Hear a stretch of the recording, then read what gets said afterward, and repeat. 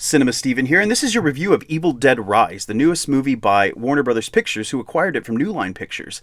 Apparently, this was supposed to be a streaming-only HBO Max or Max original feature, but the test screenings for it were so good that the production company decided to release it out in theaters, which I think is the best thing to possibly do for any horror movie, because horror movies just have this really great quality of being in the big screen. There's the surround sound that accompanies it.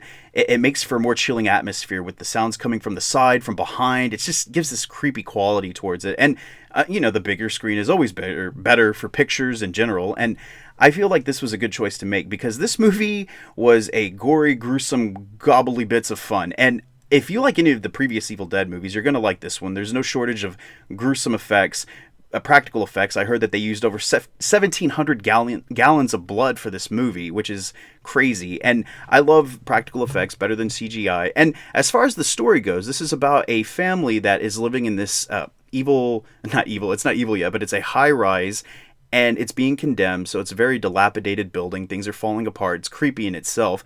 And two of the kids find the Book of the Dead, bring it upstairs.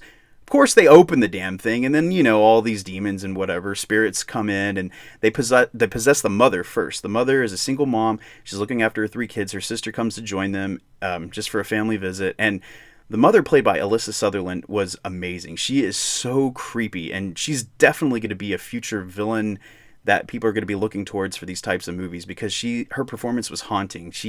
Mixed with the special effects, the makeup effects, she was just absolutely sublime in this picture. And unfortunately, this movie doesn't really have anything to do with any of the previous Evil Dead movies, the Sam Raimi, Bruce Campbell movies, or even the Evil Dead remake that came out a couple of years ago, which is a very good movie, and I highly suggest you watch it.